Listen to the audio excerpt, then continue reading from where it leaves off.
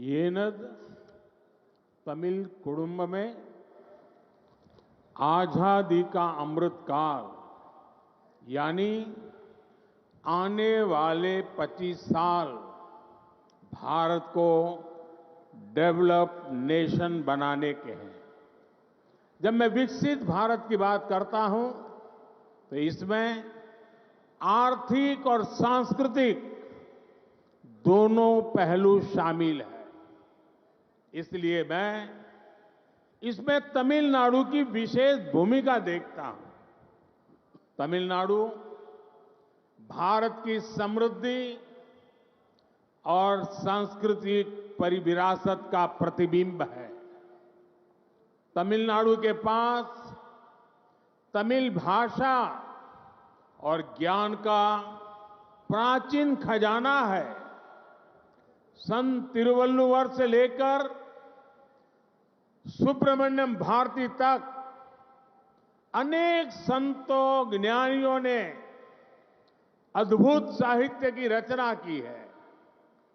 CV Raman से लेकर आज तक अनेकों अद्भुत साइंटिफिक और टेक्नोलॉजिकल ब्रेन इस मिट्टी ने पैदा किए हैं।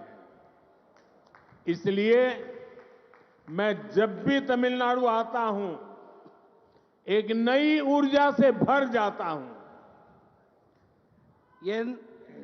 என் தமிழ் குடும்ப உறவுகளே, சுதந்திரத்தின் அமுத காலம், அதாவது வரவிருக்கும் 25 ஆண்டு காலகட்டத்திலே பாரதத்தை வளர்ந்த தேசமாக நாம் ஆக்க வேண்டும்.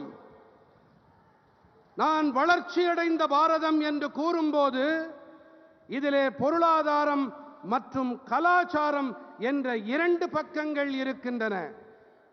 அந்த வகையிலே தமிழ்நாட்டிலே இதிலே சிறப்பானதொரு பங்களிப்பை என்னால் காண முடிகிறது.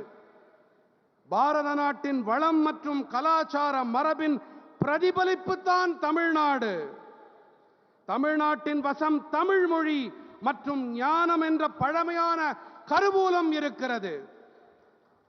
புனிதர் திருவள்ளுவர் தொடங்கி சுப்பிரமணிய பாரதி வரை பல தூயோர் ஞானிகளாகியோர் அற்புதமான இலக்கியங்களை படைத்தளித்திருக்கின்றார்கள். சிவி ராமன் தொடங்கி இன்று வரை அற்புதமான அறிவியல் மற்றும் தொழில்நுட்ப வளர்ச்சிக்கு சொந்தக்காரர்கள் பலரை இந்த மண் உருவாக்கி அளித்திருக்கின்றது. ஆகையால் தான் நான் எப்போதெல்லாம் தமிழ்நாட்டிற்கு வருகிறேனோ அப்போதெல்லாம் ஒரு புதிய சக்தியை எனக்குள்ளே நிரப்பிக் கொண்டு செல்கிறேன்.